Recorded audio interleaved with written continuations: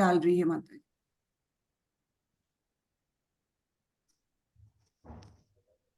हरे कृष्णा।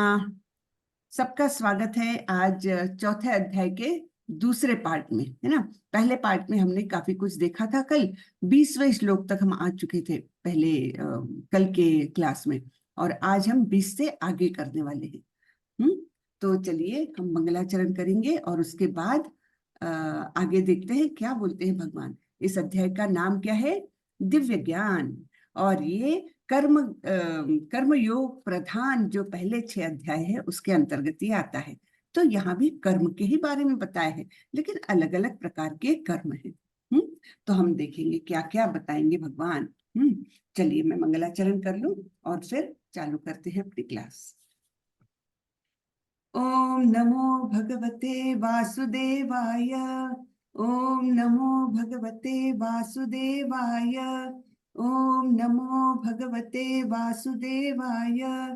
ओम अज्ञानतिमिरान्धस्य ज्ञानाञ्जनशलाकया चक्षुरुन्मिलितं येन तस्मै श्रीगुरवे नमः। श्रीचैतन्यमनोभीष्टं स्थापितं येन भूतले स्वयं रूपः कदा मह्यं ददाति स्वपदान्तिकं। वन्देऽहं श्रीगुरु श्रीयुतपदकमलं श्रीगुरुन् वैष्णवांश्च श्रीरूपं साग्रजातं सहगण रघुनाथान्वितं तं सजीवं साद्वैतं सावधूतं परिजनसहितं कृष्ण चैतन्य देवं श्री राधा कृष्ण पादान् सहगण ललिता श्री विशाखान्वितांश्च। हे कृष्ण करुणा सिंधु दीन बंधु जगतपते गोपेश गोपिका कांत राधा कांत नमोस्तुते। तप्त कांचन गौरांगी राधे वृंदावनेश्वरी वृषभानुसुते देवी प्रणमामि हरिप्रिये। नमो विष्णुपदाय कृष्णपृष्ठाय भूतले श्रीमते भक्ति वेदांत स्वामी इति नामिने। नमस्ते सारस्वते देवे गौरवाणी प्रचारिणे निर्विशेषाय शून्यवादी पाश्चात्य देशतारिणे। जय श्री कृष्ण चैतन्य प्रभु नित्यानंदा श्री अद्वैत गदाधर श्रीवासादि गौर भक्त वृंदा। हरे कृष्णा कृष्ण कृष्णा हरे हरे हरे रामा राम राम हरे हरे हरे कृष्णा कृष्ण कृष्णा हरे हरे हरे रामा राम राम हरे हरे। हरे कृष्णा। सभी का बहुत बहुत स्वागत है। हरे कृष्णा। तो हमने कल ये आखिरी श्लोक देखा था, है ना। त्यक्त्वा कर्म फला संगम नित्य तृप्तो निराश्रयः कर्मण्यभिप्रवृत्तोपि नैव किंचित करोति सः। तो भगवान ने बोला है अपने कर्म फलों की सारी आसक्ति को त्याग कर सदैव संतुष्ट तथा स्वतंत्र रहकर वह सभी प्रकार के कार्यों में व्यस्त रहकर भी कोई सकाम कर्म नहीं करता। तो देखिए काम तो कर रहे हैं, हाँ काम तो कर रहे हैं वे, लेकिन कैसा काम है? आसक्ति रहित काम है। उसके कर्म फल के प्रति कोई आसक्ति नहीं है। हाँ इस प्रकार वो क्या है, उससे दूरी अपनी बना के रखता है एक प्रकार से। हाँ तो इस प्रकार वो काम करते रहता है, लेकिन वो उसमें सकाम कर्म यानी कि कोई इच्छा रखकर कोई अभिलाषा से किया हुआ कोई भी काम उसमें नहीं रहता। तो ये उनकी खासियत बताई है। जो मुक्तात्माएं हैं यानी जो कृष्ण भावनामृत में आ चुके हैं, उनका कार्य कैसा होता है इसके बारे में वर्णन चल रहा है। फिर आगे भगवान बोलते हैं निराशीर्यत चित्तात्मा त्यक्त्वा सर्व परिग्रहः शारीरम केवलम कर्म कुर्वन्नाप्नोति किल्बिषम्। तो ऐसे व्यक्ति का कैसा व्यवहार है ये देखेंगे हम। ऐसा ज्ञानी पुरुष पूर्ण रूप से संयमित मन तथा बुद्धि से कार्य करता है, अपनी संपत्ति के सारे स्वामित्व को त्याग देता है और केवल शरीर निर्वाह के लिए कर्म करता है। इस तरह कार्य करता हुआ वह पाप रूपी फलों से प्रभावित नहीं होता। तो किस प्रकार, यानी उसके पास अगर संपत्ति भी है तब भी वो ऐसा नहीं मानता कि मैं इस संपत्ति का स्वामी हूँ। जैसे हम आगे जाकर तीसरे लेवल में हम आप लोग पढ़ेंगे तो उसमें ईशोपनिषद के में दिया है ईशावास्यम इदम सर्वम, यानी ये जो कुछ है वो सब कुछ भगवान के स्वामित्व में है और सब कुछ भगवान द्वारा नियंत्रित है, यहाँ अपना कुछ भी नहीं, ऐसा ईशावास्य का सिद्धांत कहता है। तो वही यहाँ पर भी आता है कि अपने संपत्ति के सारे स्वामित्व को त्याग देता है, यानी जो कुछ है वो उसका है, परम पिता परमेश्वर का है। इस प्रकार से वो उसका व्यवहार रहता है और केवल अपना शरीर मेंटेन करने के लिए वो काम करता है। शरीर भी क्यों मेंटेन करना है? क्योंकि बिना शरीर के तो वो कृष्ण की सेवा नहीं कर सकता ना, है ना। तो कृष्ण की सेवा करना है उसके लिए शरीर तंदुरुस्त चाहिए, है ना, नहीं तो थके हारे क्या कृष्ण की सेवा करेंगे। इसके लिए शरीर भी अच्छा चाहिए हमें कि जिससे हम पूर्ण रूपेण भगवान की सेवा कर सके। तो इसके लिए वो केवल शरीर निर्वाह के लिए कर्म करता है। इस तरह कार्य करता हुआ वो पाप रूपी फलों से प्रभावित नहीं होता, यानी कर्म फल के बंधन में वो नहीं अटकता। जब कर्म फल का बंधन छूट जाता है पूरी तरह से तभी मुक्ति मिलती है ना। तो कर्म फल कैसे बनते जाते हैं?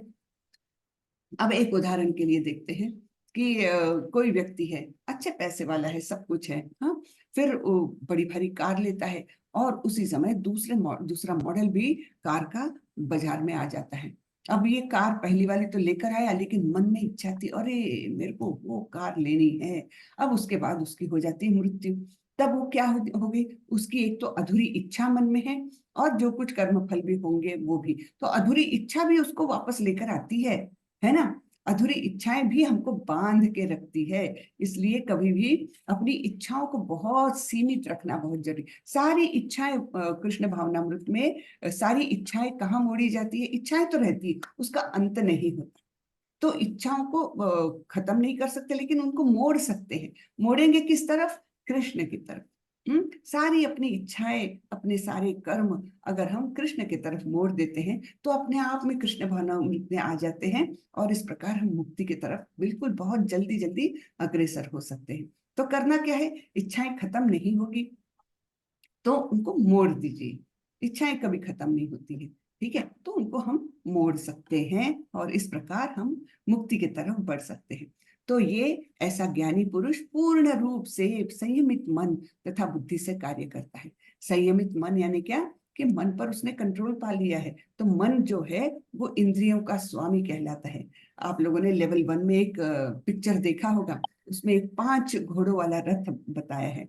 हाँ, वो 5 घोड़े रिप्रेजेंट करते हैं हमारी 5 कर्मेंद्रिय, है ना। 5 कर्मेंद्रिय कौन सी? आंख, नाक, कान, मुंह और स्किन। आंख, नाक, कान, मुंह और स्किन, 5 हो गए, है ना। ये 5 कर्मेंद्रिय रिप्रेजेंट करते हैं 5 घोड़े। अब ये 5 घोड़े लगाम के द्वारा कंट्रोल में रहने चाहिए, तो लगाम लगी हुई है। लेकिन लगाम को फिर हम किससे कंपेयर करेंगे? लगाम यानी हमारा मन, यानी उन घोड़ों को कंट्रोल में रखने के लिए जो चीज है वो है हमारा मन, मन रूपी लगाम। हाँ, और फिर उसका चालक भी है कोई। चालक ने सारी लगाम अपने हाथ में पकड़ रखी है और तब वो रथ चल रहा है। तो लगाम जिसके हाथ में है, जो सारथी है, रथ चलाने वाला है, वो क्या है? वो हमारी बुद्धि है। हाँ, तो हमारी कर्मेंद्रिय यानी 5 घोड़े, 5 घोड़ों को बांध के रखने वाली जो रस्सी है, लगाम है, वो है हमारा मन। और मन को कंट्रोल में किसने रखा है? बुद्धि ने।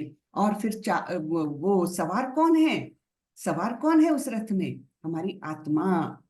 तो आत्मा तभी तक उसका सफर अच्छे से हो सकेगा, उसकी यात्रा अच्छे से हो सकेगी जब तक 5 घोड़े ठीक से एक डायरेक्शन में चल रहे हैं। नहीं तो कान इधर भाग रहा है, नाक इधर भाग रहा है, मुंह और कहीं भाग रहा है। 5 कर्मेंद्रिय अगर 5 दिशाओं में गई समझो तो क्या होगा? वो रथ का सवार तो डूब गया मानो, है ना। यानी रथ के सवार को तो बहुत ही तकलीफ हो जाएगी। तो इसलिए वो पांचों घोड़ों को कंट्रोल में रखा है लगाम ने। लगाम स्ट्रांग होना चाहिए ना, अपना मन स्ट्रांग होना चाहिए। फिर लगाम को हाथ में किसने पकड़ा हुआ है? बुद्धि ने। तो बुद्धि का भी पूरी तरह से कंट्रोल होना चाहिए, ठीक है ना। तो ये बता रहे हैं कि जो ज्ञानी पुरुष है वो अपने मन को संयमित रखता है और बुद्धि से संयमित मन तथा बुद्धि से कार्य करता है। कोई भी काम कैसा करता है? अपने मन और बुद्धि तो इस्तेमाल करता है, लेकिन वो कैसे है? वो अंडर कंट्रोल है ना। तो इस प्रकार वो अपने आध्यात्मिक प्रगति में आगे बढ़ता है। ठीक है, आगे बढ़ते हैं। यदृच्छालाभ संतुष्टो द्वंद्वातीतो विमत्सरः समः सिद्धावसिद्धौ च कृत्वापि न निबध्यते। जो स्वतः होने वाले लाभ से संतुष्ट रहता है, स्वतः यानी अपने आप होने वाले, ऐसा नहीं कि वो लाभ के लिए बहुत हाथ पैर मार रहा है, स्वतः होने वाले लाभ से संतुष्ट रहता है, जो द्वंद्व से मुक्त है। द्वंद्व यानी क्या? सुख और दुख, हाँ, मान अपमान, ये जो अपोजिट्स आते हैं जीवन में, बहुत सारे आते हैं, है ना। यश अपयश, और क्या बोल सकते हैं, सर्दी गर्मी बोल सकते हैं, और भी बहुत सारे बोल सकते हैं। तो इस प्रकार जो द्वंद्व है ना, यानी जो जीवन के अपोजिट्स है, दो चीजें होती है, उसको द्वंद्व कहते हैं। तो ऐसे द्वंद्वों से मुक्त है, यानी कोई भी परिस्थिति आए वो समभाव में रहेगा। जैसे हमने स्थित प्रज्ञ के लक्षण में देखे हैं। तो द्वंद्वों से वो मुक्त है और ईर्ष्या नहीं करता, किसी से भी ईर्ष्या नहीं करता। अब ईर्ष्या को कैसे हम डिफाइन करेंगे बताइए, तो कोई ट्राई करिए। ईर्ष्या यानी क्या? ईर्ष्या, हाँ बताइए उर्मिला माता जी, ईर्ष्या यानी क्या? हाँ जी, एक सेकेंड। ईर्ष्या का मतलब है माता जी कि जब हम किसी दूसरे को आगे बढ़ते हुए देख के हम जलें, तब उसको ईर्ष्या कहते हैं। अच्छी बात है, गुड। और कोई? जी मैं बताना चाहूंगा। ठीक है, ईर्ष्या की डेफिनेशन हमारे आचार्यों ने ऐसी की है, इस प्रकार से की है कि मुझे आपके पास कोई चीज है, सपोज आपके पास एक कार है, तो मुझे वो कार बहुत पसंद है, लेकिन मुझे ये बात पसंद नहीं कि वो आपके पास है। हाँ, यानी ये चीज मुझे पसंद नहीं कि वो आपके पास है, अगर वो मेरे पास होती तो अच्छा रहता। तो इस प्रकार से जैसे हम अगर किसी की संपत्ति से जलते हैं, तो हमने ये हमेशा ध्यान में रखना चाहिए कि हम उससे ईर्ष्या कर रहे हैं, यानी उसकी संपत्ति जो है वो उसके पास क्यों है। तो संपत्ति मुझे अच्छी लगती है, लेकिन ये बात कि वो संपत्ति उसके पास है, ये बात मुझे अच्छी नहीं लगती, तो हम उससे ईर्ष्या करते हैं, ऐसा कहा जाता है। तो हमने एक बात हमेशा ध्यान में रखनी चाहिए कि जो कुछ किसी को भी मिलता है, जो कुछ भी मिलता है, वो सब कुछ भगवान के सैंक्शन के बिना नहीं मिल सकता। तो एक मिनट, किसकी आवाज आ रही है?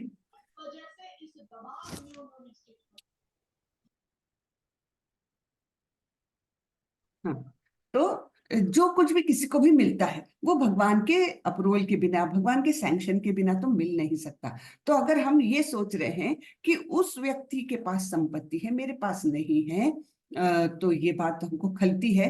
तो हमने ये सोचना चाहिए कि संपत्ति किसने दी है उसको? वो दी है भगवान ने। तो हम यानी भगवान के जजमेंट को हम क्वेश्चन कर रहे हैं एक तरीके से, यानी भगवान ने ऐसे कैसे किया कि उसको संपत्ति दे दी।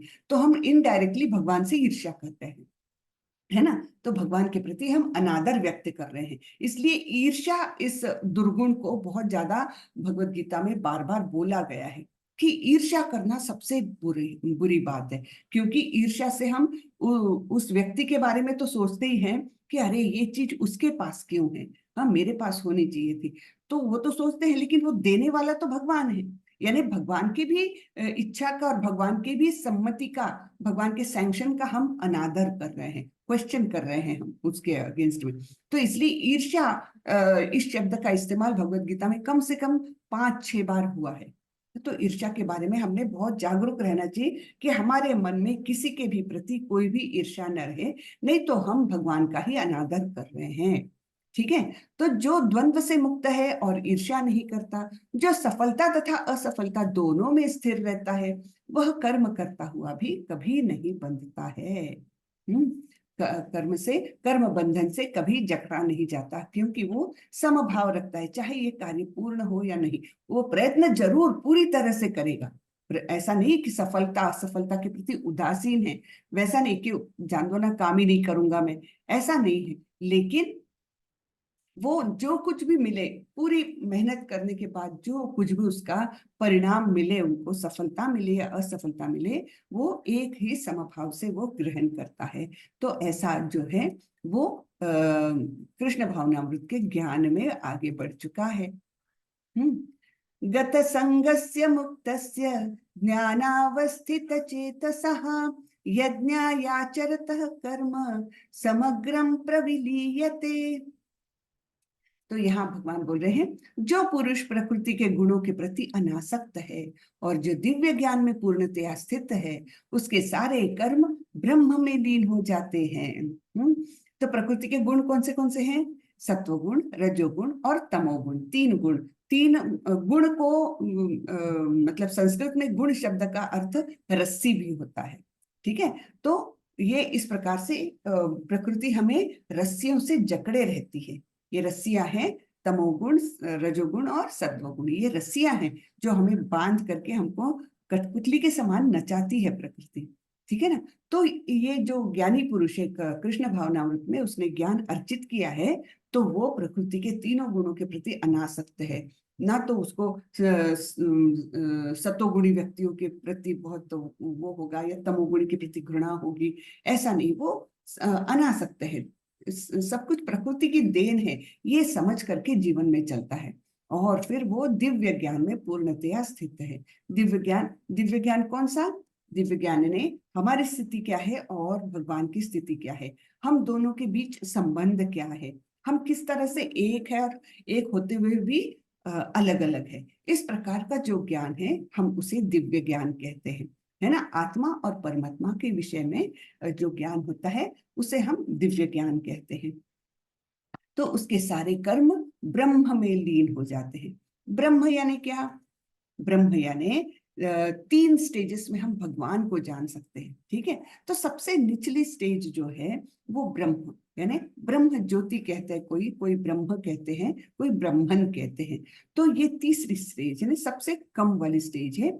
यहाँ ज्यादा करके योगी लोग यहाँ इसकी आकांक्षा रखते हैं कि ब्रह्म में लीन होने की आकांक्षा रखते हैं। तो ये हुआ ब्रह्म स्टेज। उसके ऊपर की स्टेज है परमात्मा स्टेज, परमात्मा चरण, और सबसे ऊंचा चरण है जो वो है भगवान। जो भगवान यानी श्याम सुंदर रूप में षड ऐश्वर्यों से युक्त, बहुत सुंदर दिखने वाले, हाथों में बांसुरी लिए हुए, ऐसा जो रूप है वो भगवान का स्वरूप है। वो सबसे अल्टीमेट, वो सबसे फाइनल। लेकिन उसके पहले की ये 2 स्टेजेस है, एक तो ब्रह्म ज्योति या ब्रह्मन। हाँ, वो क्या है? वो भगवान के शरीर से जो ज्योति निकलती है, हाँ, वो सारे ही ब्रह्मांडों को प्रकाशित करती है। और उस ज्योति का जो केंद्र बिंदु माना गया है वो ब्रह्म है, ब्रह्म ज्योति। हाँ, तो वो कहा गया है। जैसे सूर्य की किरणें होती है, सूर्य की किरणें, हम अगर सोचे कि हाँ हम सूर्य की किरणों के बारे में जानकारी हासिल करेंगे तो बहुत बेसिक इंफॉर्मेशन मिलेगी आपको, बहुत कम इंफॉर्मेशन। फिर आप सोचेंगे कि मैं सूर्य के सतह के बारे में जानकारी हासिल करूंगा, तो आप सूर्य के और उसके बारे में पढ़ाई करेंगे और पास जाके कुछ एक्सपेरिमेंट्स करेंगे, है ना। और फिर अगर आप सोचे कि मैं सूर्य के अंदर जाके, मतलब सूर्य के ऊपर जाके उसके सारी खोजबीन करूंगा, तब कहीं जाकर आप यानी एकदम अल्टीमेट स्टेज हो गई वो। तो वैसे ही भगवान की स्टेज से अल्टीमेट स्टेज है, हाँ, सबसे ऊपर की स्टेज है भगवान के बारे में जानकारी हासिल कर। तो ये क्या करते हैं, जो दिव्य ज्ञान में पूर्णतया स्थित है, वो जो भी कर्म करेंगे वो ब्रह्म में लीन हो जाते हैं, यानी वो भगवान को ही प्राप्त हो जाते हैं। और ये श्लोक देखिए, ये बड़ा अच्छा श्लोक है। ब्रह्मार्पणम ब्रह्म हविर ब्रह्माग्नौ ब्रह्मणाहुतम ब्रह्मैव तेन गंतव्य ब्रह्म कर्म समाधिना।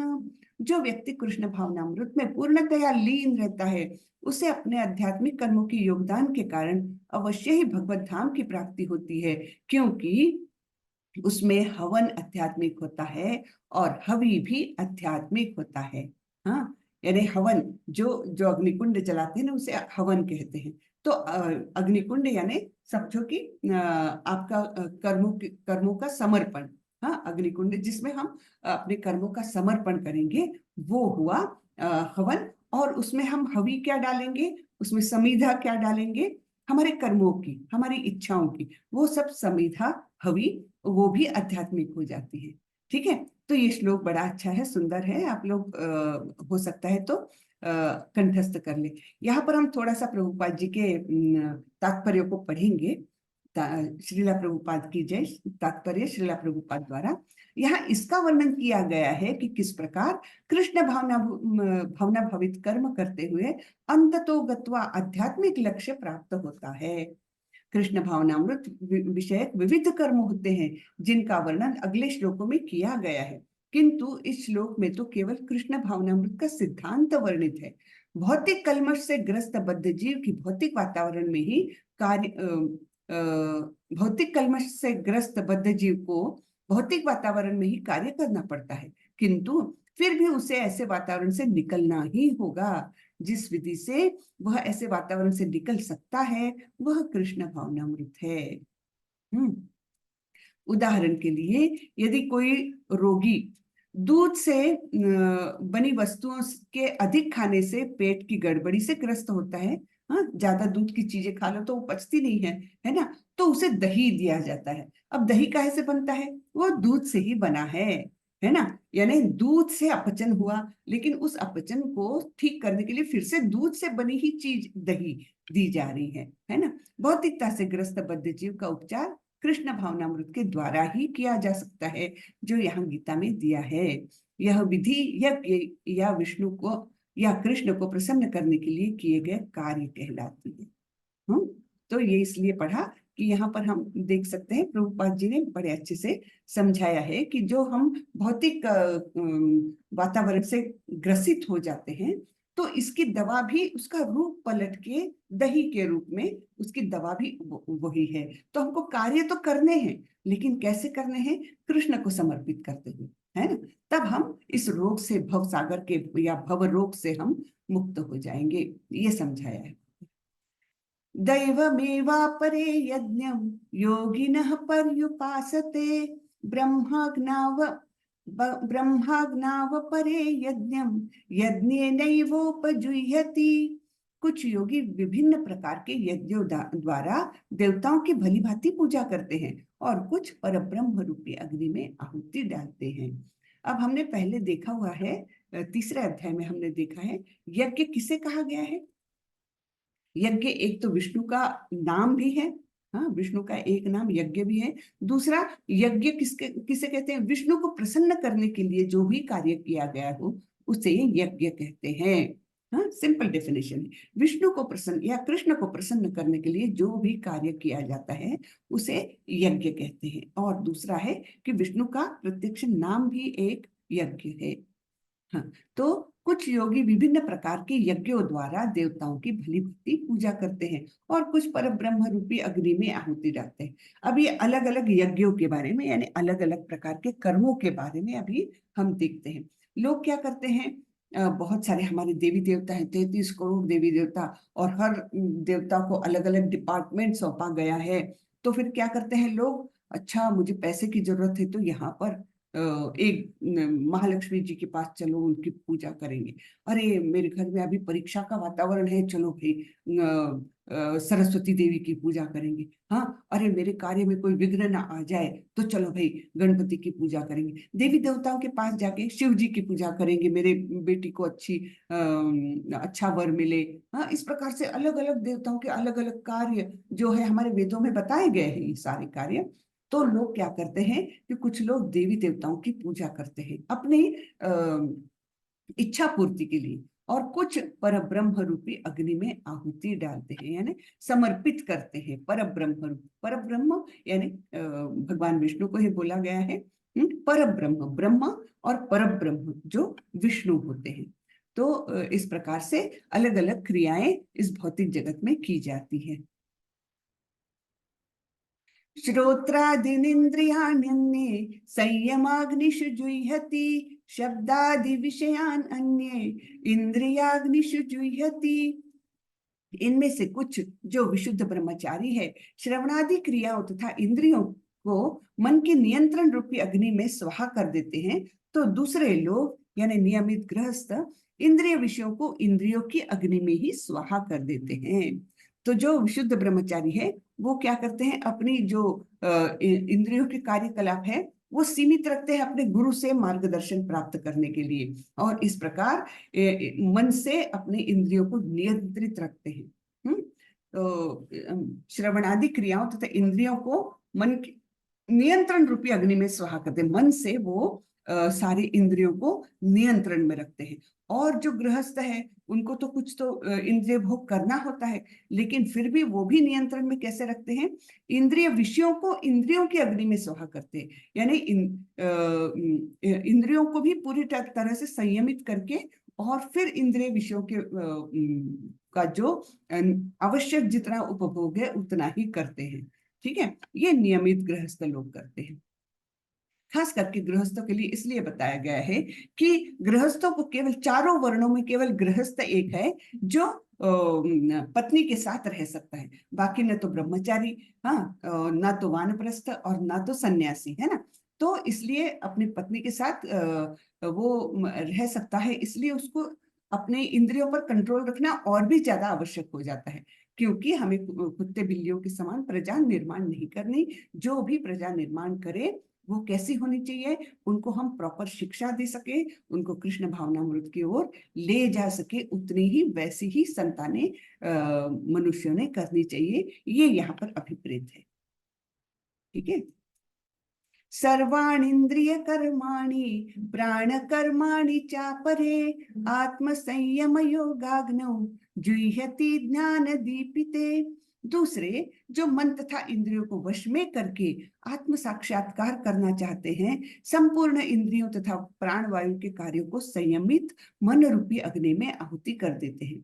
तो संयमित रखते हुए संयम का कंट्रोल किसके पास देते हैं, हमेशा ही मन के पास, यानी मन ने वो लगाम बहुत अच्छे से लगाम जो है मन रूपी लगाम वो बहुत स्ट्रांग होनी चाहिए। तो जो भी कोई कर रहे हैं, जो भी कार्य हो रहा है, तो सभी कोई संयम दे रहे हैं मन के हाथ में। ठीक है, तो संपूर्ण इंद्रिय और प्राणवायु के कार्यों को यानी इवन श्वासोच्छ्वास जो है उसका भी नियमन कर रहे हैं, और इस प्रकार से मन रूपी अग्नि में आहुति दे रहे हैं। द्रव्य यज्ञास्तपो यज्ञ योग यज्ञास्तथा परे स्वाध्याय ज्ञान यज्ञाश्च यतयः संशितौ व्रतः।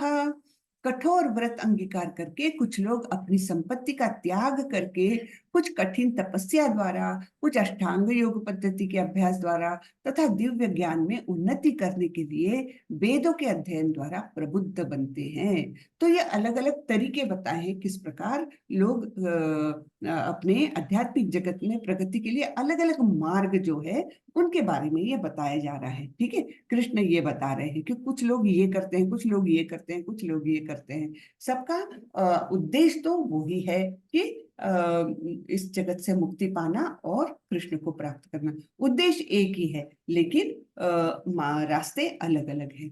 ठीक है ना। तो यहाँ पर वेदों के अध्ययन द्वारा प्रबुद्ध बनते हैं। वेदों में जो ज्ञान दिया है ज्यादा करके वो ज्ञान क्या है, त्रैगुण्य विषय वेदा निस्त्रैगुण्य भवार्जुन। दूसरे अध्याय में भगवान ने बोला है कि वेदों के विषय है, वेदों का विषय है ये प्रकृति के 3 गुण, लेकिन हमको इस प्रकृति के गुणों को लांघ कर ऊपर जाना है। हाँ, तो इसलिए पहले स्टेज में तो पहले वेदों के द्वारा ज्ञान प्राप्त करके तीनों गुणों के बारे में जानकारी हासिल करके अपने मन को संयमित करके और आगे बढ़ना है। एकदम से तो हम गुणातीत नहीं हो सकते, तो पहले एटलीस्ट हमको सबको सत्व गुण के लेवल पर आना ही है। तो यहाँ पर ये अलग अलग मार्ग बताए। कुछ लोग कठोर व्रत अंगीकार करते हैं, कुछ अपनी संपत्ति त्याग देते हैं, कुछ तपस्या करते हैं, कुछ अष्टांग योग करते हैं, हाँ, तो अथवा दिव्य ज्ञान में उन्नति करने के लिए वेदों का भी अध्ययन करते हैं। इस प्रकार वे आगे बढ़ने की कोशिश करते हैं। अपाने जुह्यति प्राणम प्राणे पानम तथा परे प्राणापान गतिरुद्ध्वा प्राणायाम परायणः। अपरे नियताहारः प्राणान् प्राणेषु जुह्यति। अन्य लोग भी है जो समाधि में रहने के लिए श्वास को रोके रहते हैं, यानी प्राणायाम करते हैं। वे अपान में प्राण को और प्राण में अपान को रोकने का अभ्यास करते हैं और अंत में प्राण अपान को रोककर समाधि में रहते हैं। अन्य योगी कम भोजन करके प्राण की प्राण में ही आहुति देते हैं। अब आप बोलोगे कि ये प्राण अपान ये क्या है? तो शरीर में वैसे तो 10 तरीके के वायु होते हैं, लेकिन 5 उनमें से मुख्य है। वो 5 मुख्य वायु कौन से हैं? प्राण, अपान, उदान, व्यान और समान। ये 5 मुख्य प्रकार के वायु रहते हैं। प्राण, हाँ, तो प्राण क्या है? जो हम श्वास लेते हैं वो। अपान क्या है? जो हम निषिद्ध वायु है, जो हम हमारे शरीर से बाहर जाती है, निषिद्ध वायु है वो अपान कहलाती है। फिर और उदान है, उदान ऊपर के ऊपर आने वाली जो वायु है उसको उदान कहते हैं। और भी है व्यान, व्यान शायद हमारे पाचन के लिए है। और समान यानी सबको एक समान स्टेबल रखने के लिए जो है वायु, वो समान। इस प्रकार से इसका वर्णन आता है। तो इस प्रकार प्राणायाम का अभ्यास करके लोग क्या करते हैं कि बाहर जाने वाली और अंदर आने वाली जो वायु है उनको कंट्रोल में रख करके एक प्रकार से समाधि में जाते हैं। हाँ, और कुछ लोग अन्न का बहुत ही अल्पाहार करके और इस प्रकार अपना प्राण ही प्राण में दे देते हैं, यानी प्राण वायु को रोकते हैं। इस प्रकार एकदम कम भोजन कर करके प्राण अपने प्राण वायु को प्राण वायु में ही वहीं पर समर्पित कर सकते हैं। फिर सर्वे प्येते यज्ञ विदो यज्ञ क्षपित कल्मषः यज्ञ शिष्टामृत भुजो यान्ति ब्रह्म सनातनम। ये सभी यज्ञ करने वाले यज्ञों का अर्थ जानने के कारण पाप कर्मों से मुक्त हो जाते हैं। तो यज्ञों का अर्थ क्या है? विष्णु की प्रसन्नता के लिए कार्य करना। ये अर्थ जब समझ जाता है और उस अर्थ को जानते हुए जब यज्ञ करता है तो वो अपने आप ही पाप कर्मों से मुक्त हो जाता है और यज्ञों के फल रूपी अमृत को चखकर परम दिव्य आकाश की ओर बढ़ने लगते हैं। ठीक है, तो इस प्रकार ये अपने ज्ञान की वृद्धि के साथ साथ आध्यात्मिक वृद्धि करते हैं। नायम लोकोस्ते यज्ञस्य कुतोन्य कुरु सत्तम। हे कुरुश्रेष्ठ, जब यज्ञ के बिना मनुष्य इस लोक में या इस जीवन में ही सुखपूर्वक नहीं रह सकता तो फिर अगले जन्म में कैसे रह सकेगा? है ना? तो यज्ञ के बिना हम इस लोक में भी सुख से नहीं रह सकते। हमने तीसरे अध्याय में देखा था, वो यज्ञ का एक चक्र बताया था, है ना? याद है क्या किसी को? अन्नाद भवन्ति भूतानि पर्जन्याद अन्न संभवा यज्ञाद भवति पर्जन्यो यज्ञ कर्म समुद्भवा। यानी हमने देखा था कि किस प्रकार हमें अपने नियत कर्तव्य करते हुए और फिर देवताओं, मतलब जो कुछ देवताओं से मिले वो पहले देवताओं को अर्पण करके उनको प्रसन्न करके और अपना जीवन यापन करना चाहिए, जिससे कि देवता प्रसन्न होके और हमें समृद्धि की तरफ ले जाएंगे, है ना? तो वो चक्र है, उसका चक्र हमने देखा था तीसरे अध्याय में। ठीक है ना? तो वैसा ही वही करीबन ये यहाँ पर बताया है कि यज्ञ के बिना मनुष्य इस लोक में या इस जीवन में ही सुखपूर्वक नहीं रह सकता। अगर जैसे हम आज की स्थिति देखें, आजकल हम कोई भोग नहीं चढ़ाते, कोई ये नहीं सोचता कि ये मुझे भगवान के द्वारा मिला है तो पहले भगवान को अर्पण करें, ये नहीं सोचते, केवल अपने भोग के लिए हम लोग सब जीते हैं। तो उससे क्या हो रहा है कि सारी ही हमारी प्रकृति एकदम खराब हो रही है ना? तो उसके पीछे यही भावना है, क्योंकि देवता रुष्ट हो जाते हैं कि हमने इतनी समृद्धि दी लेकिन हमको ही भूल गए, तो फिर देखो हम क्या क्या कर सकते हैं। इस प्रकार से, है ना? तो वही यहाँ पर भी एक तरीके से बताया है कि यज्ञ के बिना मनुष्य इस लोक में या इस जीवन में सुखपूर्वक नहीं रह सकता, तो फिर अगले जन्म में कैसा रह सकेगा, है ना? क्योंकि अगला जीवन आधारित है इस जीवन पर। इस जीवन के जो हमारे कर्म और हमारी इच्छाएं हैं वो ही हमारा अगला जन्म निश्चित करती है। तो अगर इस जन्म में ही हम सुखपूर्वक नहीं है, शांति से नहीं है, तो अगला जन्म कैसे मिलेगा? अच्छा, है ना? ये बताया गया है। एवं बहुविधा यज्ञ वितता ब्रह्मणो मुखे कर्मजान् विद्धि तान् सर्वान् एवं ज्ञात्वा विमोक्ष्यसे। ये विविध प्रकार के यज्ञ वेद सम्मत है और ये सभी विभिन्न प्रकार के कर्मों से उत्पन्न है। इन्हें इस रूप में जानने पर तुम मुक्त हो जाओगे। तो ये सारे वेद जिससे हम देवताओं की भी तुष्टि करते हैं, हाँ, और अनेक क्रियाएं करते हैं, तो ये सभी वेदों में दिए हैं और सभी विभिन्न प्रकार के कर्मों से उत्पन्न है। ठीक है, तो इस प्रकार से हम अगर इनका तात्पर्य जानेंगे तो हम अपने कर्म बंधन से मुक्ति पाएंगे। श्रेयान् द्रव्यै मयाज्ञा ज्ञान यज्ञः परन्तप सर्वकर्माखिलं पार्थ ज्ञाने परिसमाप्यते। हे परंतप, द्रव्य यज्ञ से ज्ञान यज्ञ श्रेष्ठ है। हे पार्थ, अंततो गत्वा सारे कर्म यज्ञों का अवसान दिव्य ज्ञान में होता है। सारे कर्म यज्ञ कहाँ पर जाते हैं? यही हमें दिव्य ज्ञान दिलाते हैं। यानी कर्म करते करते ही, विष्णु को संतुष्ट करते हुए, कर्म करते हुए ही हम दिव्य ज्ञान की प्राप्ति भी कर लेते हैं। लेकिन जो अलग अलग प्रकार के यज्ञ है उसके बारे में बताया कि द्रव्य यज्ञ होता है, ज्ञान यज्ञ होता है, और द्रव्य यज्ञ से ज्ञान यज्ञ श्रेष्ठ होता है। तद्विद्धि प्रणिपातेन परिप्रश्नेन सेवया उपदेक्षन्ति ते ज्ञानम ज्ञानिनस्तत्वदर्शिनः। अब यहाँ पर जो ज्ञान की बात हुई है कि ज्ञाने परिसमाप्यते, तो ज्ञान पाए कहाँ से? ज्ञान तो गुरु के बिना हमें मिलेगा ही नहीं, है ना। तो इसलिए गुरु के पास जाना है ज्ञान प्राप्ति के लिए। और गुरु के पास जाकर कैसे ज्ञान प्राप्त करना है, इसकी मेथड यहाँ बताइए। तद्विद्धि प्रणिपातेन, प्रणाम करते हुए, और परिप्रश्नेन, जिज्ञासा करते हुए, और उनकी सेवा करते हुए, उपदेक्षन्ति ते ज्ञानम ज्ञानिनस् तत्वदर्शिनः।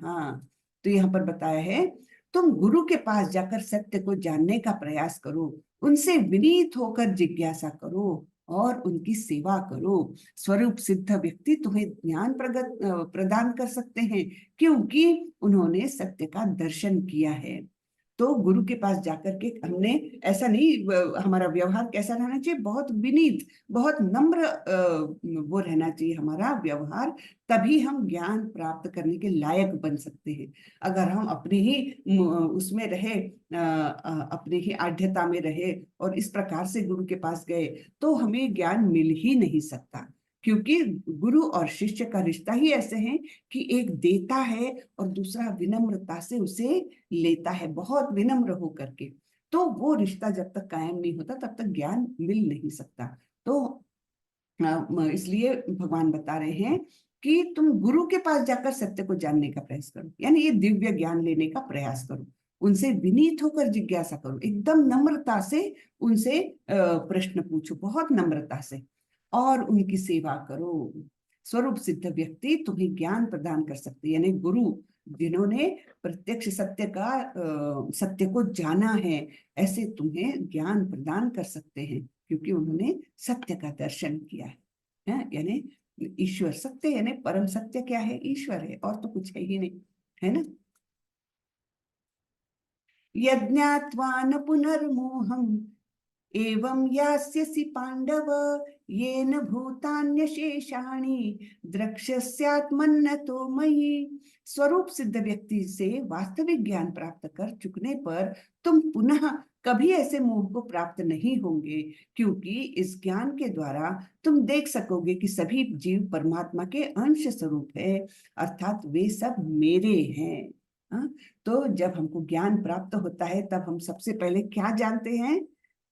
ये जानते हैं कि जितने भी जीव है, चाहे वो चींटी हो, हाथी हो, कुत्ता हो, बिल्ली हो, मनुष्य हो या देवता भी हो, तो सभी के अंदर हम परमात्मा को देखना सीखने लगते हैं जब हमें ज्ञान प्राप्त होता है।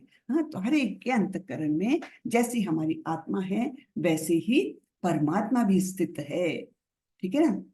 तो ये परमात्मा चरण कौन सा है? दूसरा चरण होता है भगवान को जानने के लिए। पहला चरण है ब्रह्मन, दूसरा चरण है परमात्मा। और परमात्मा कहाँ पर स्थित रहते हैं? सभी के हृदयों में रहते हैं, सभी के हृदयों में। तो जब ऐसा हम गुरु के पास जाकर तद्विद्धि प्रणिपाते न, इस प्रकार से हम विनम्रता से ज्ञान प्राप्त कर लेते हैं, तो वो ज्ञान जब मिल जाता है तब हम मोहित नहीं होते। दुनियादारी की सारी चीजें हमें पता चलती कैसे? क्योंकि हम हर एक को एक ही नजर से देखना चालू करते हैं। हाँ, ऐसा नहीं कि कोई शूद्र है तो उसको अलग व्यवहार, ऐसा नहीं। सभी के हृदय में परमात्मा स्थित है, ये हम जान जाते हैं और वैसा दर्शन भी करने लगते हैं। कि सभी जीव परमात्मा के अंश स्वरूप है, अर्थात वे सब मेरे हैं।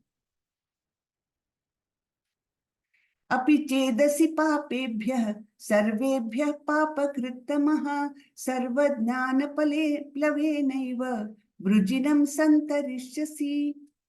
यदि तुम्हें समस्त पापियों में भी सर्वाधिक पापी समझा जाए तो भी तुम दिव्य ज्ञान रूपी नाव में स्थित होकर दुख सागर को पार करने में समर्थ होंगे।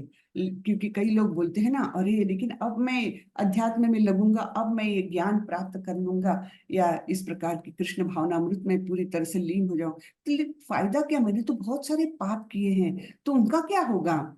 तो उसके बारे में बता रहे कि तुम समझो कि तुम समस्त पापियों में सबसे ज्यादा पापी हो, फिर भी अगर तुमने ये ज्ञान प्राप्त किया तो ये तुमको नैया पार कर देगी। ये हाँ, ये नैया में बैठकर तुम भवसागर को पार कर जाओगे, चाहे तुमने कितने भी पाप किए हो। यथैधांसि समिद्धोग्नि भस्मसात् कुरुते अर्जुन ज्ञानाग्नि सर्वकर्माणि भस्मसात् कुरुते तथा।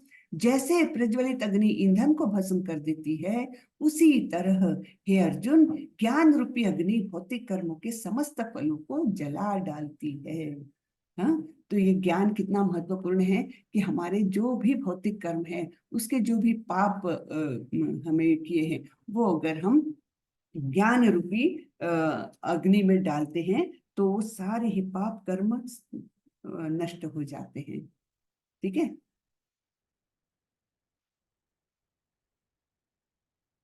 नहि ज्ञानेन सदृशं पवित्रम इह विद्यते तत्स्वयं योग संसिद्धः कालेनात्मनि विन्दति। इस संसार में दिव्य ज्ञान के समान कुछ भी उदात्त तथा शुद्ध नहीं है। ऐसा ज्ञान समस्त योग का परिपक्व फल है। ऐसा ज्ञान समस्त योग का परिपक्व फल है। जो व्यक्ति भक्ति में सिद्ध हो जाता है वह यथा समय अपने अंतर में इस ज्ञान का आस्वादन करता है। इसी अर्थ का एक श्लोक 10वें अध्याय में भी आया है। वहां पर भगवान बोलते हैं, तेषां सतत युक्तानां भजतां प्रीति पूर्वकं ददामि बुद्धि योगं तम येन माम उपयान्ति ते। तो यानी भगवान बोलते हैं जो मेरी भक्ति में लीन हो जाता है तो उसको मैं हृदय से ही ज्ञान प्रदान करता हूँ, अपने आप ही उसको ज्ञान दे देता हूँ। बिल्कुल वैसे ही बताया है कि जो व्यक्ति भक्ति में सिद्ध हो जाता है वह यथा समय अपने अंतर में इस ज्ञान का आस्वादन करता है, अपने अंदर से ही उसको वो ज्ञान की प्राप्ति हो जाती है। तो ये दोनों जगह जो दिया है वो एकदम टैली करता है। 10वें अध्याय में भगवान ने बोला है, अभी यहाँ 5वें अध्याय में भी बोला हुआ है। श्रद्धावान् लभते ज्ञानं तत्परः संयतेन्द्रियः ज्ञानं लब्ध्वा परां शांतिम् अचिरेणाधिगच्छति। जो श्रद्धालु दिव्य ज्ञान में समर्पित है और जिसने इंद्रियों को वश में कर लिया है, वह इस ज्ञान को प्राप्त करने का अधिकारी है और इसे प्राप्त करते ही वह तुरंत आध्यात्मिक शांति को प्राप्त होता है। तो उसके मन में एक प्रकार की इतनी शांति का अनुभव होता है जो आजकल अपनी दुनिया में बिल्कुल ही रेयर होता है ना। तो सॉरी, तो इस प्रकार उसने इंद्रियों को जीत लिया है और दिव्य ज्ञान में समर्पित है, वो श्रद्धालु है और इस प्रकार फिर उसका क्या हो जाता है, ज्ञान प्राप्त करने का उसको अधिकार भी प्राप्त हो जाता है और वो प्राप्त होते ही वो एक प्रकार की सुंदर सी शांति को प्राप्त होता है। शांति उसके मन में हमेशा रहती है। अज्ञश्च अश्रद्धधानश्च संशयात्मा विनश्यति नायं लोकोस्ति न परो न सुखम संशयात्मनः। अज्ञ यानी मूर्ख है ना, अज्ञ और अश्रद्ध, अज्ञ और अश्रद्ध ऐसे दो शब्द है ये। अज्ञश्च अश्रद्धधानश्च संशयात्मा विनश्यति। अज्ञ यानी मूर्ख और अश्रद्ध यानी जिसको श्रद्धा नहीं है। किंतु जो अज्ञानी तथा श्रद्धा विहीन व्यक्ति शास्त्रों में संदेह करते हैं, वे भगवत दानवनामृत नहीं प्राप्त करते, अपितु नीचे गिर जाते हैं। संशयात्मा के लिए न तो इस लोक में न ही परलोक में कोई सुख है। जो संशयी लोग होते हैं कि अरे वेदों में लिखा है तो क्या मैं नहीं विश्वास करता, मुझे भगवान पर विश्वास नहीं है, इस प्रकार के जो लोग रहते हैं, जो भगवान पर विश्वास नहीं रखते, वेदों में विश्वास नहीं रखते, तो उनका ये होता है, उनका ये हश्र होता है कि उनके लिए न तो इस लोक में कोई सुख है और न ही परलोक में। और ऐसे लोगों को क्या बोला गया है? अज्ञानी और अश्रद्ध, है ना। योग संन्यस्त कर्माणम ज्ञान सच्चिन्न संशयम आत्मवंतम न कर्माणि निबंधन्ति धनंजय। जो व्यक्ति अपने कर्म फलों का परित्याग करते हुए भक्ति करता है, कर्म फलों का त्याग कर दिया और भक्ति कर रहा है, और जिसके संशय दिव्य ज्ञान द्वारा विनष्ट हो चुके होते हैं, वही वास्तव में आत्मपरायण है। हे धनंजय, वह कर्मों के बंधन से कभी नहीं बंधता। तस्माद् अज्ञान संभूतम हृत्संज्ञानासिनात्मनः छित्त्वैन संशयं योगम उत्तिष्ठोत्तिष्ठ भारत। अतएव तुम्हारे हृदय में अज्ञान के कारण जो संशय उठे हैं, उन्हें ज्ञान रूपी शस्त्र से काट डालो। यहाँ पर भी ज्ञान रूपी शस्त्र का उल्लेख भगवान कर रहे हैं। ऐसा ही उल्लेख हम 15वें अध्याय में भी देखने वाले हैं। वहां विरक्ति के शस्त्र द्वारा काट डालो, ऐसा उल्लेख आता है। यहाँ पर ज्ञान रूपी शस्त्र द्वारा काट डालो, ये बताया गया है। अतएव तुम्हारे हृदय में अज्ञान के कारण जो संशय है, उन्हें ज्ञान रूपी शस्त्र से काट डालो। हे भारत, तुम योग से समन्वित होकर खड़े हो और युद्ध करो। युद्ध करने के लिए बोल रहे, यानी अपना नियत कर्तव्य करने के लिए बोल रहे। बार बार भगवान बोलते हैं युद्ध करो, वही तुम्हारा नियत कर्तव्य है। तो यहाँ पर बोल रहे अज्ञान जो तुम्हारे मन में बसा है, संशय जो तुम्हारे मन में आ रहे हैं, वो ज्ञान रूपी शस्त्र से काट डालो और फिर योग से समन्वित होकर, यानी क्या योग से समन्वित होना है, परमेश्वर से जुड़े रहकर, परमेश्वर का स्मरण करते हुए और फिर खड़े हो जाओ और युद्ध करो। ठीक है, योग से समन्वित होकर। तो ये हमारा यहाँ पर अध्याय खत्म होता है। मैंने एक लेवल 1 का सिर्फ एक ही पेज में फिर से पढ़ना चाहूंगी। प्रभुपाद जी, हरे कृष्णा, हरे कृष्णा। एक मिनट में लेवल 1 का एक पेज सिर्फ पढ़ना चाहूंगी आप लोगों को। ये चैप्टर 4 का है, ठीक है। तो यहाँ पर श्रीला प्रभुपाद जी के कुछ शब्द है चौथे अध्याय के बारे में। क्या बोल रहे हैं? प्रभुपाद जी बोलते हैं, इसको पढ़ा करती हूँ। अरे ये क्या हुआ? फिर से शेयर करती हूँ, एक मिनट। फुल स्क्रीन पे कर दो, Ctrl+L करके फुल स्क्रीन पे कर दो, बड़ा हो जाएगा। हाँ, अरे कंट्रोल क्या करूं? Ctrl+L।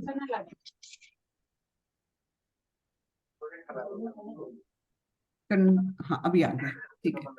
हाँ, तो श्रीला प्रभुपाद जी के कुछ शब्द हैं। इस अध्याय में जिस योग पद्धति का उपदेश हुआ है वह सनातन। हरे कृष्ण, प्लीज म्यूट रखें, प्लीज म्यूट रखें सभी लोग।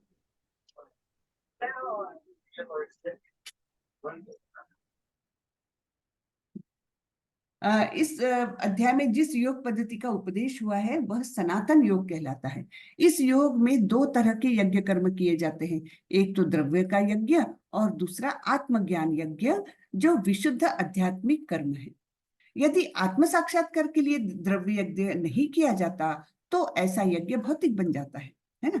अगर हमारे पास पैसा है और हम पैसे के द्वारा कुछ यज्ञ कर रहे हैं, किसी के लिए यज्ञ कर रहे हैं ना, विष्णु को संतुष्ट करने के लिए समर्पण की भावना से हम अगर कर रहे हैं, तो फिर वो यज्ञ कहलाएगा। लेकिन अगर आत्म साक्षात्कार के लिए नहीं किया तो फिर वो भौतिक कर्म में आ जाता है, यानी एज इट उसका कर्म बंधन उत्पन्न हो जाएगा। किंतु जब कोई आध्यात्मिक उद्देश्य या भक्ति से ऐसा यज्ञ करता है तो वह पूर्ण यज्ञ है। आध्यात्मिक क्रियाएं भी दो प्रकार की होती है, आत्मबोध यानी अपने स्वरूप को समझना तथा श्री भगवान विषयक सत्य। हाँ, दो प्रकार की क्रियाएं हैं।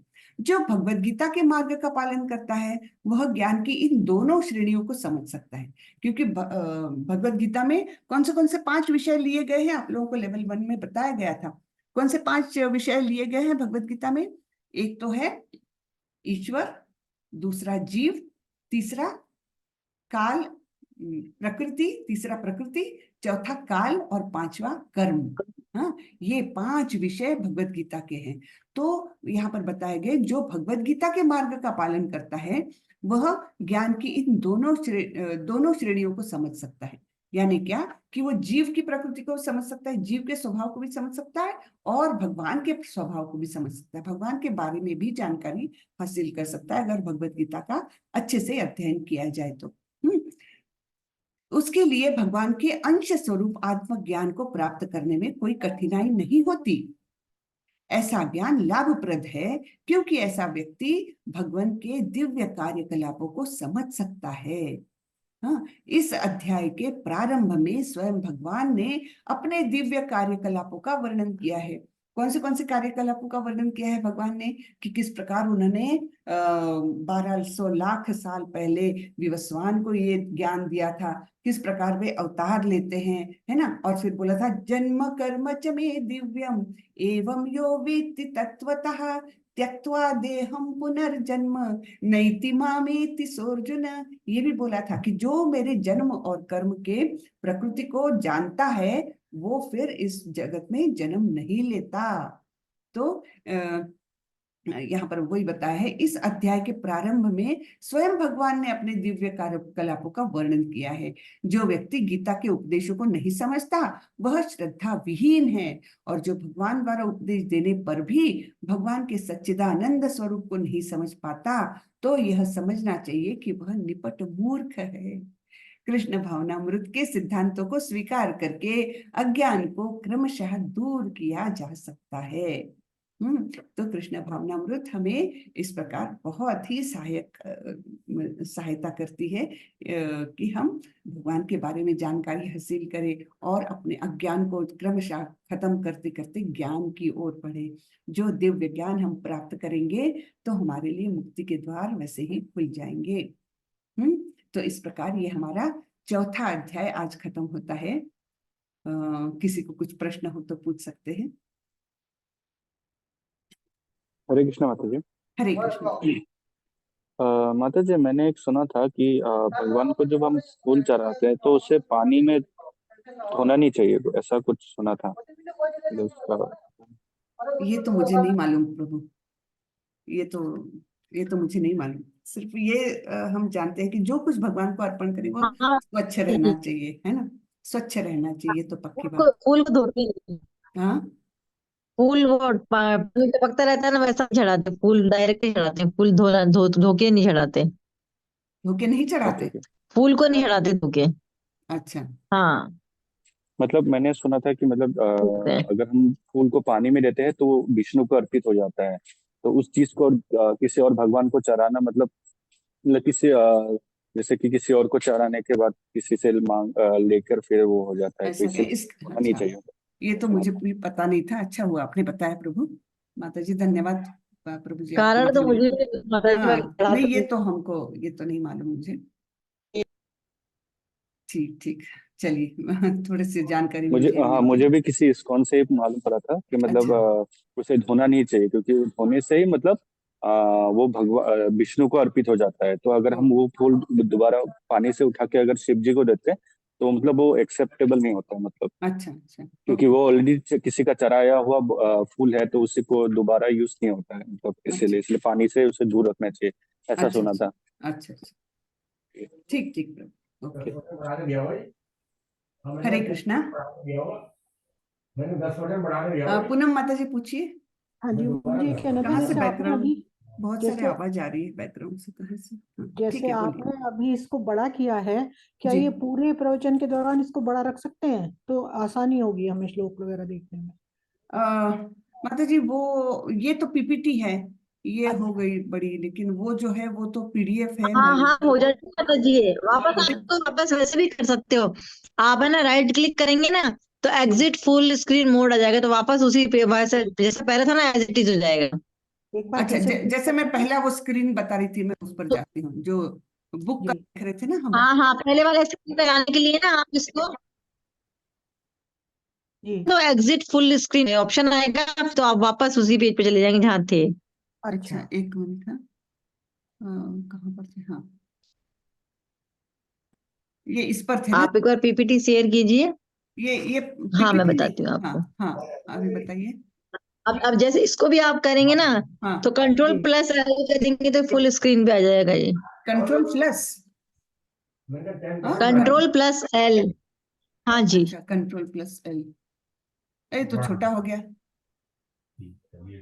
ये बड़ा हो नहीं गया। नहीं आप इससे क्लिक बड़ा करेंगे नहीं हो रहा है, दोनों आप बार मैं कंट्रोल एल नहीं कर रही नहीं, हूँ, एक मिनट इससे बड़ा नहीं हो रहा। ये ज्यादा से ज्यादा इसको मैं ये इस कर पर लूँ बस, पेज इससे पे ज्यादा क्लिक नहीं हो करके रहा। करिए ना आप।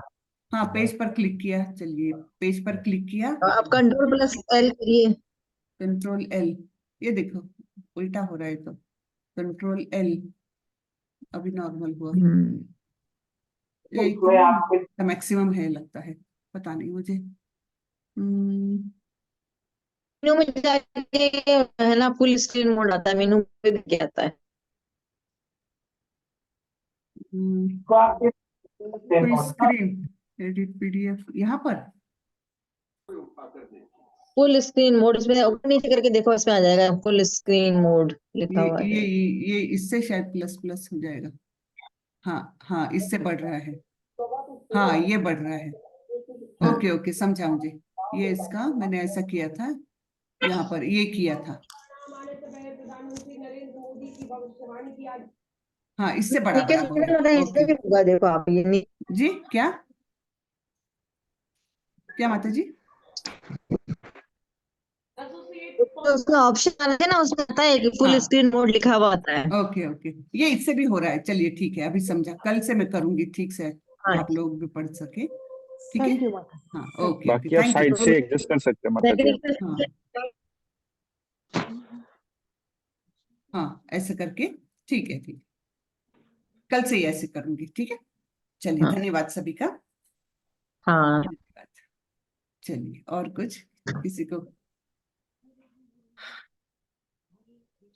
चलिए, तो आज सबने एकादशी की है क्या? आज शक्तिला एकादशी है। माता जी की है। जी माता जी, हरे कृष्णा। की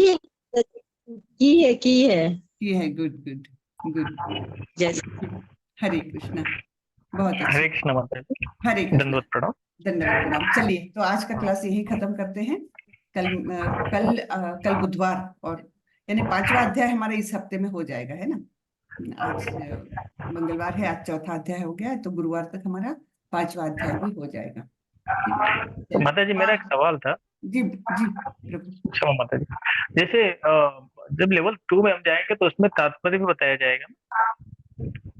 लेवल 2 में इतना टाइम तो नहीं रहता, क्योंकि सॉरी, थ्री लेवल थ्री में आपको 3 बुक्स कराएंगे। वो है ईशोपनिषद, भक्ति रसामृत सिंधु, और और एक भगवत गीता यथारूप मिलेगा। उपदेशामृत। हाँ, नहीं, भगवत गीता नहीं उपदेशामृत। रहेगी। हाँ, उपदेशामृत। बस ये 3 बुक्स यही आपको हमारा अच्छे से कराई जाएगी। और फिर जब जी। आप और ऊपर जाएंगे, लेवल 4 या 5 में जाएंगे, तब भगवत गीता बिल्कुल वर्ड टू वर्ड बिल्कुल अच्छे से कराई जाएगी। बहुत ही डीप जाते हैं उसमें, भक्ति शास्त्री में। ठीक है। अच्छा अच्छा, मतलब ये तीसरे सेशन में हमको ये चीजें मिलेंगी, चौथे में हमको फिर से भगवत गीता यथारूप मिलेगा। हाँ हाँ, चौथे में मिल ऐसा है ना। जाएगा। और चौथे में आप लोगों को पावर पॉइंट प्रेजेंटेशन खुद से तैयार करके कुछ प्रेजेंटेशन भी करना होगा। और भक्ति शास्त्री यानी 5th लेवल में फिर आपको पूरा ही ये भगवत गीता भी पूरी, और वो तीनों बुक्स भी पूरी तरह से बहुत डिटेल में वो होगी। और उसकी 5 मॉड्यूल्स में एग्जाम होगी। 5 मॉड्यूल्स रहते हैं, तो पांचों एग्जाम्स आपको क्लियर करनी होगी। इस प्रकार से है भक्ति शास्त्र। वो मायापुर इंस्टीट्यूट से एग्जाम कंडक्ट होती है। वहां मायापुरी से यानी वहां मायापुर जाना पड़ेगा माता जी? नहीं नहीं, हम सभी ऑनलाइन हो रही है एग्जाम्स, मायापुर जाना अच्छा, नहीं होता, लेकिन उनका कंट्रोल है उस एग्जामिनेशन पर। तो सर्टिफिकेट जो मायापुर। आता है वो मायापुर का, मायापुर यानी इस्कॉन का इंटरनेशनल हेडक्वार्टर है। ओ, हाँ, इंटरनेशनल तो हेडक्वार्टर है वो।